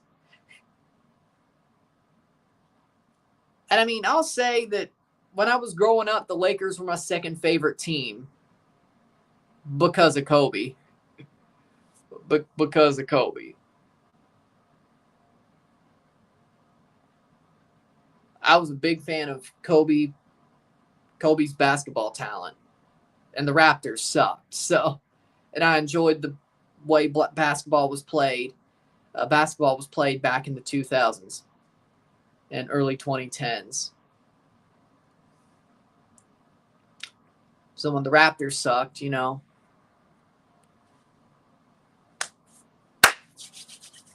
Kobe's the second best player of all time. I don't care what you think. Like, to me, it's Michael Jordan and Kobe. LeBron, he's third. LeBron's third. LeBron's third, but Kobe's better than LeBron. Always will be, in my book. I said that before he died, and I'll say it now.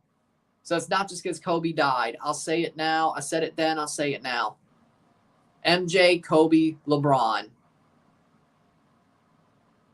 Simple. And LeBron's got a, honestly, big gap with Kobe. Nah. It ain't that close either. It ain't that close either. And I mean, I'll hear an argument for Kareem Abdul-Jabbar, Shaq over LeBron. I mean, I'll hear an argument for Kareem Abdul-Jabbar over LeBron. I'll hear an argument for Wilt over LeBron. I'll hear an argument for Larry Bird over LeBron. I totally would, personally. Bill Russell. Thank you for saying that. Shaq. Sure. Segovia off. Like, I'll hear an argument. Like, if you make a good argument for Larry Bird over LeBron, I'll probably agree with you. If you make a good argument for Wilt over LeBron, I'll take it. Magic. Well, okay. Magic was good, but no, I don't know if Magic was that good. Bill Russell, Larry Bird, Tim Duncan. Yeah, I'll hear it. I'll hear it. Tim Duncan over LeBron. I'll hear it. Yeah, I'll hear it. Honestly, you might be right.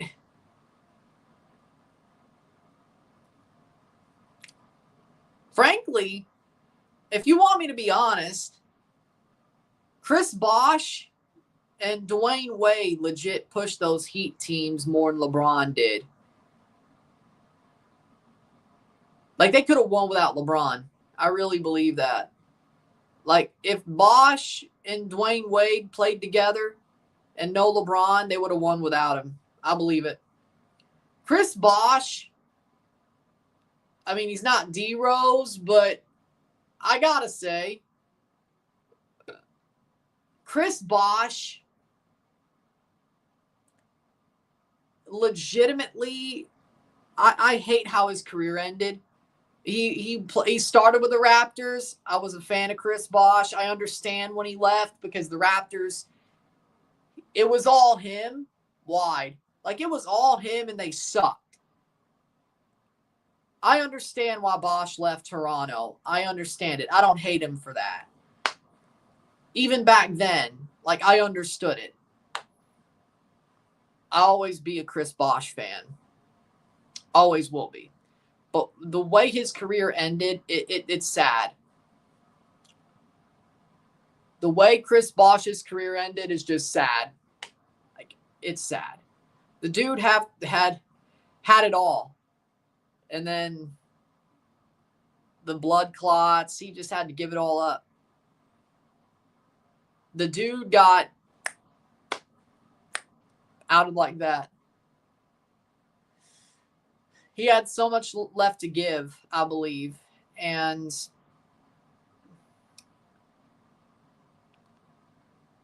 it all went up in smoke. It all went up in smoke. I can't help but feel sorry for Chris Bosh.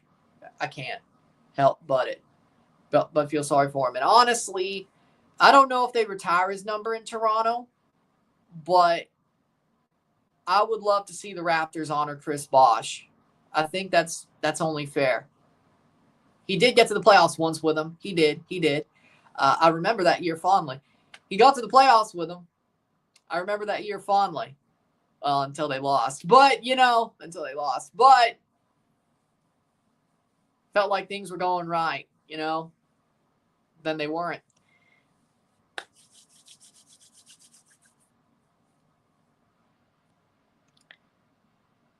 Chris Bosh had to sacrifice the most. Ooh, Dennis Rodman or Scottie Pippen. Ooh. Actually, picked up by Ustadi. Actually, no, I picked Scottie Pippen. Dennis Rodman, good player. Ustadi picks it up. Pippen, easy. Kevin Love was that guy in Minnesota before going to the Cavs. Ustadi got the ball and then got his leg taken out. Like, there's no way that's a pen, right? Pippen, like, if my team needs a good second option shooting guard, Pippen. If my team needs a power forward who's a stretch four, like, Rodman could play that way nowadays, I would go Rodman. Now, I don't know. I don't think Rodman would do well against Giannis. Like, Giannis versus Rodman in Rodman's prime and Giannis right now, Giannis would still own him. Like, but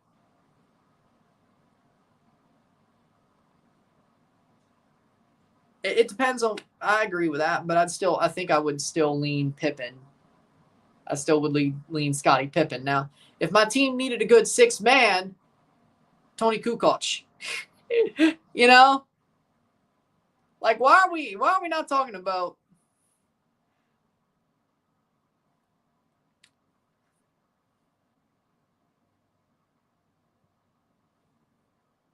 I mean, that Bulls, of course, there was a reason why they were three-peated twice, was they were loaded. Giannis would have got Bill Laimbeer if he played in the 90s. Yeah, I think Giannis benefits from how the game's played nowadays. He's awesome. I'm not saying he isn't. If Giannis got traded to Toronto, which I still don't think's out of the realm of possibility, I'd be over the moon.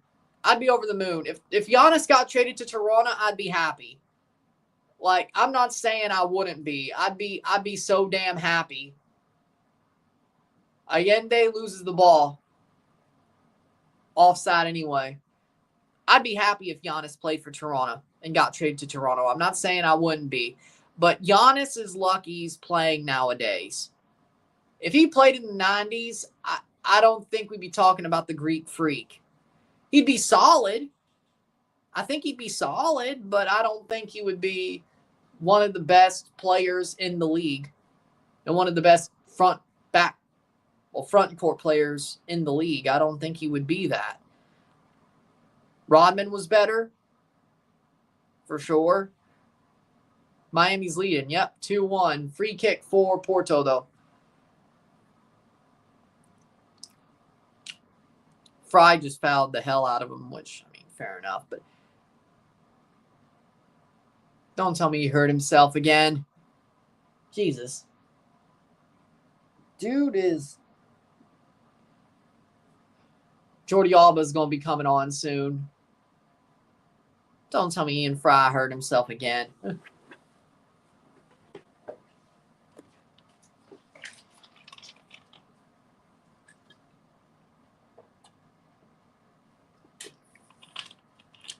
Jokic would do well because Tim Duncan had a similar kind of play style. I would agree with that.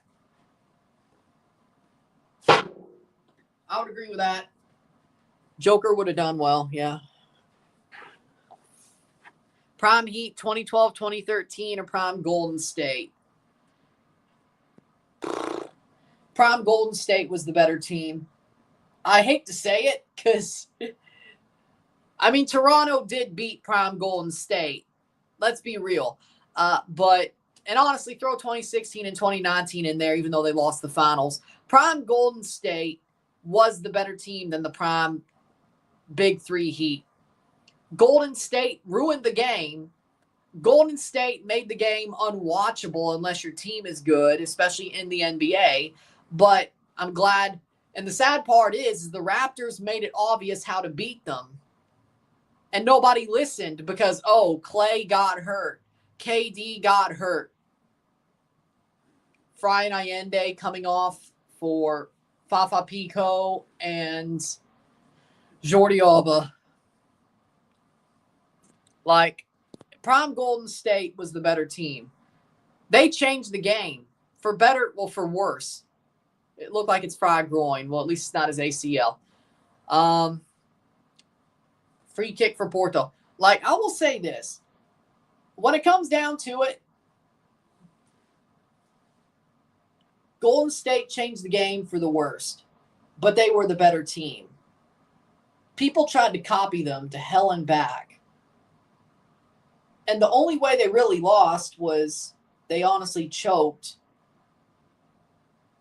And then the Raptors freaking clamped the shit out of them. Short free kick, shot wide.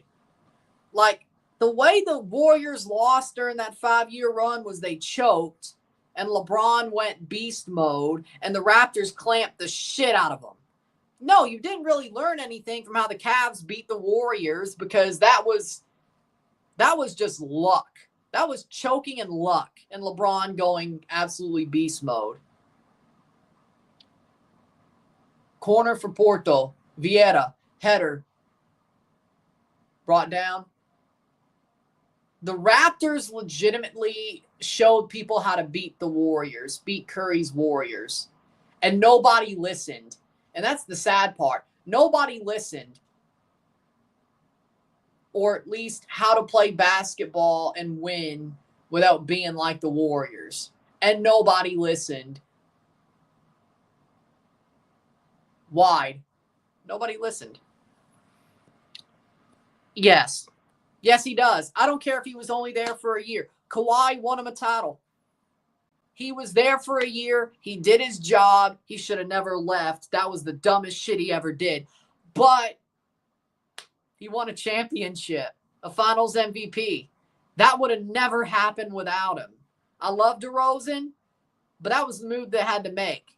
And he should have stayed. If he stayed, he certainly would have. Even now, though, he should have his jersey hung up in the rafters at the Air Canada Center. I don't care. I don't care. I don't care. Now, Lowry should have his jersey hung up before Kawhi. Vince Carter had his jersey hung up before Kawhi. DeMar DeRozan, frankly, should. But if Kawhi had his jersey hung up in Toronto for that 1 year, and he was the fourth guy to get his jersey hung up, Kawhi over Bosh. Kawhi over Bosh. Do it. He should. I don't care it was 1 year. He should have stayed. And I think he knows that. I think he knows that now, that he should have stayed. But that 1 year was a movie. And he was the reason why. It's not like he was the damn reason why. Finals MVP, hell, the playoffs MVP. Hang up his jersey. I would hang up DeRozan and Lowry's first, but then Kawhi, then Bosh. But DeRozan and Lowry's jerseys better go up first. But Kawhi, I don't care if it was 1 year. His jersey should go up there. Yeah. DeRozan and Lowry's jersey should go up first, though. Easy. But Kawhi should have his jersey. What about Siakam? No. No. No. No. No. If he won in 2020 and didn't turn into a spinning top, sure. But, I mean, he was a good second option, but, I mean, no. I'm happy for Siakam being on the Pacers. He's done well there. But no. Pascal had his moments during that playoff run and before, but that's like saying I want Pirtle's number being hung up. That's okay. Kawhi clamped up, flipping Giannis. Yep. Corner from Porto.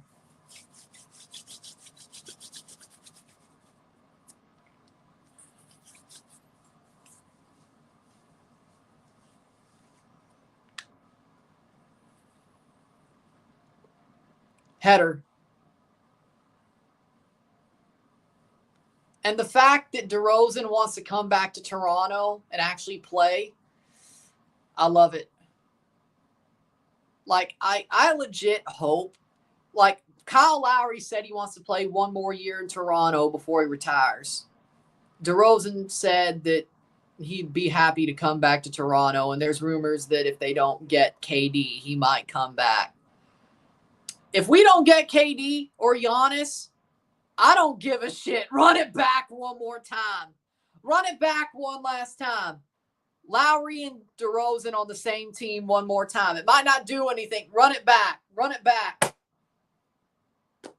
Do it. Do it. I don't care if we make the playoffs or not. I'll just take the vibes, please.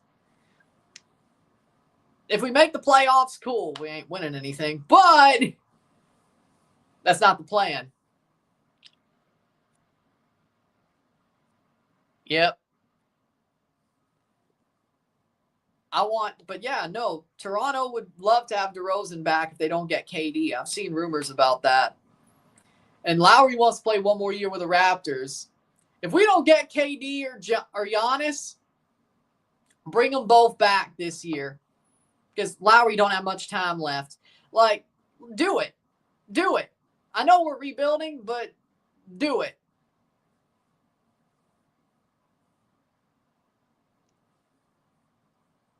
Because, especially KD, because, like, the Raptors are in the rumors for KD, which I don't know if I want him anyway. I want Giannis. KD, I could see that going horribly. Now, this is the last year of Masai Ujiri's contract, and Rodgers owns all of MLSE now. They don't like team presidents, and they don't like Masai. He's trying to keep his job. And trading for KD is like that one shot of like, I got to win if they do get him. I don't know if I want KD. I don't know if I want Kevin Durant on Toronto. I don't know if I want that. Not now. Not in 2025. I'd actually prefer Lowry and DeRozan having a swan song together. I really would. I really would, frankly. That would be better. I know we ain't doing shit, but like Scotty Barnes playing with Lowry and DeRozan, dude, that would be the closure I need. You know, I think they need to. I think that'd be awesome in the end if DeRozan and Lowry played with Scotty Barnes and Brandon Ingram and maybe RJ. Yeah, I think have the old era. have a year with a new era and then just, yeah. I'd rather have that than KD. Screw it. I'd rather have that than KD. I still think they could make the playoffs that way, but, you know, we're not doing much anyway with KD, so. KD legacy is weak. 2 weak-ass rings with the Warriors. Ever since he couldn't carry a team to the finals, the best chance he had was 21. Yeah. So. Yeah. They could at least draw Palmeiras, I think, if they win this. Messi corner, 87th minute. And I think Al-Ali is not as good as we thought we were. What we thought they were. But if Miami draws, that'll be enough to get out of the group, even if Al-Ali beats Porto or Porto beats Al-Ali. And I think Miami could draw Palmeiras. So, yeah. Cross in. That's going to be cleared away. 87th minute. But again, I want to see, frankly, if you asked me where I want the Raptors to go, if they can't get Giannis, forget it. I don't want KD. Like, I would rather have Lowry and DeRozan play together for one more year with Scotty Barnes, with Brandon Ingram, with maybe RJ Barrett, with Emmanuel Quickly, and Jakob Poeltl. Jakob Poeltl played with both of them anyway the first time, so that would be kind of funny too, you know? I would watch. I don't care if they're good or bad. I'll watch that. Whether they're good or bad, I'll watch that. I agree with that. I will watch that season no matter what for the Raptors if they got Lowry and DeRozan back. I don't care how bad they are. And if they're good, great. I'd rather have Lowry and DeRozan back for one more year than have KD. I don't want Kevin Durant on Toronto, frankly. I don't think Kevin Durant would be that big of a move. I don't think it would change anything. You know, I don't think it would change anything. I really don't. Like Giannis, sure. If we could get Giannis, that'll change something. That'll put us right back up there. I don't think KD puts us top 4 in the East. I don't care how weak the East is. And even then, so if it does, we're going to be fraudulent in the playoffs. I think we could still make top 4 in the East with DeRozan, Lowry, and the squad we have now. Maybe top 6. But I think we'd make the playoffs. I don't want KD. I don't think it'll work. I really don't think it'll work, is my point. I don't think KD in Toronto would work. It's 2025. It's 2025.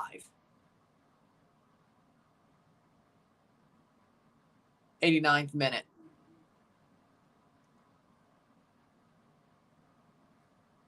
But then again, no, I thought Kawhi would work. Like, I didn't like how it went down over the bar. I'll admit, I didn't like how the Kawhi trade went down, but one thing I did know was it was going to work. Like, I think one thing we all could say is, yeah, I don't like how it went down, but it's going to work, right? And it did. 7 minutes of extra time. 7 minutes of stoppage time. Yeah, that makes sense. Like, KD's different. Like, KD doesn't have that. It might work, but I don't think it will. 7 minutes of stoppage time. Kawhi, when he got traded to the Raptors, I hated how they did DeRozan, especially. But it was like, yeah, this is going to work. This is going to work. I had a feeling it was going to work from minute 1. And it did. And it did. So.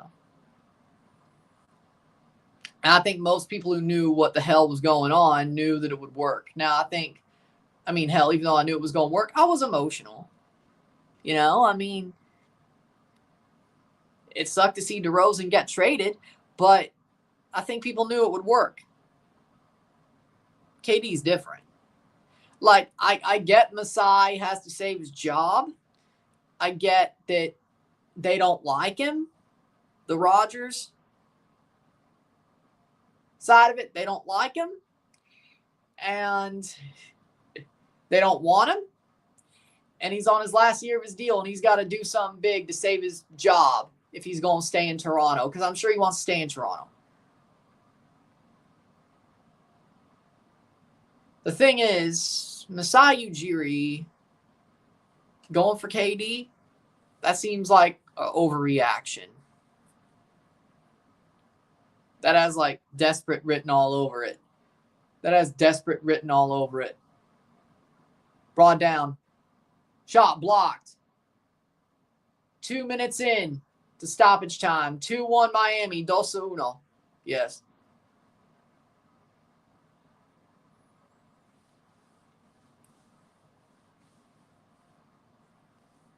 Two minutes in. Miami has the lead. 5 more minutes of stoppage time. Lamine Yamal thinks he's the GOAT. Then again, he didn't shake anybody's hands or watch the trophy presentation at the Nations League. Yeah, he's a little bit egotistical, isn't he? Then again, 90th minute.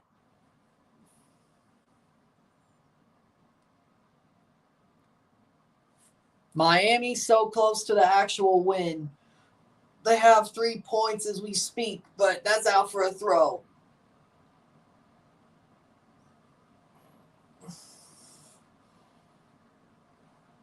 Messi is the man of the match. Of course he was voted man of the match. Are we kidding? Wow. Hello, McFly. Hello, McFly. Porto, y'all actually asked. I told you they were a clown show. What did I say? 3 minutes. 93rd minute. Speaking of, what's Saudi USA on?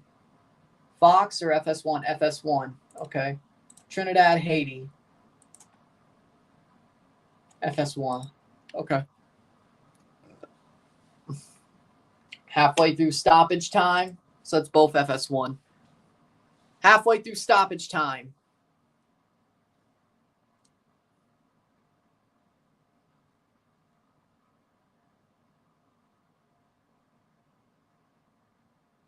.335.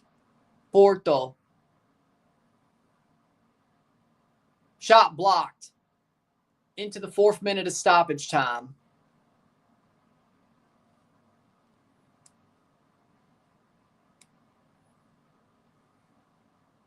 Think Trinidad could do something versus Haiti? Yeah. Yeah, I think either team can win. It's going to be a tight one. 4 minutes of stoppage time through. 3 minutes to go. Save by Ustadi. Miami are defending pretty well here. I don't know why I'm nervous. I don't know why I'm nervous.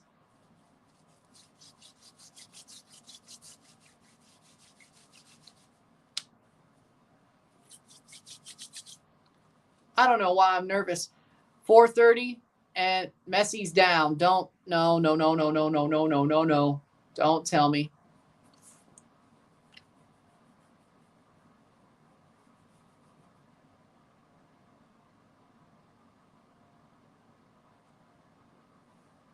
Messi got fouled.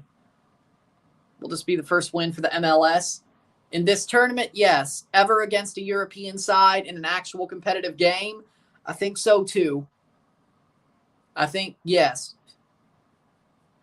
Actual competitive game? Yes. Not just a friendly? Yes. I mean, let's remember Red Bulls beat Chelsea once. That was painful. It was preseason and that was painful. And that was the year Chelsea finished 10th. Well, the time they finished 10th after being the champions. 5:24. Yeah, that was hell. Should have seen it coming. I won't lie. I kind of saw that coming after the Red Bulls game. Chelsea finishing 10th and Mourinho getting sacked. That wasn't pretty. I kind of saw it coming.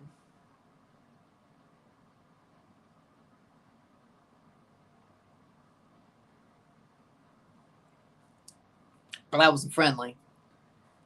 Also, it was Red Bulls, basically Red Bulls too, because they were playing the kids. Tyler Adams played that game. 1 minute to go, throw in. Fafa, you should have passed it. Playing through. Fafa, Pico! Shot saved. I see what you're saying. 6:20. playing forward. Miami, Messi. 30 seconds to go. Corner. Miami's about to get a win at the Club World Cup. Wow.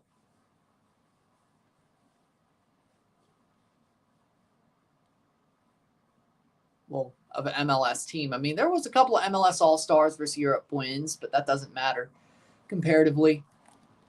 Full time! Jordi Alba to take the corner. I should say. I'm a little bit behind on DAZN, which is sad because it's not TNT, but okay. Corner. Full time! Full time! Full time! Inter Miami beats Porto 2-1, 2-1 esta noche. Miami gets 3 points. Big win. Now it's full time. He's a little bit ahead. Miami beats Porto. I told you they could. And they did it. Wow. Miami 2-1, 2-1. Messi, the winning goal. Of course it is. It had to be. Miami are top 2 in Group A going into the final match day. All they have to do is draw Palmeiras. And they win. Well, they don't win the group, but they advance. Well, who knows? Maybe they do win. I don't know. But they advance. But they will advance to the next round. Thoughts about Falcone? He was okay. With that being said, that's it. If you like this stream, like it, share, subscribe. You know what it is. Tell your friends. Hit that like button. Hit that subscribe button. Hit that bell notification once subscribed. Send some chats on live streams. Comment on this video. Put this in playlist. Share friends and family. All that great stuff. I'll see you within the hour for the review of this match. And I'll be back for Trinidad versus Haiti at 5:45. I'm not totally surprised. I'll see you later. I'm Ryan and I'm out. Peace. See ya. Miami gets the win.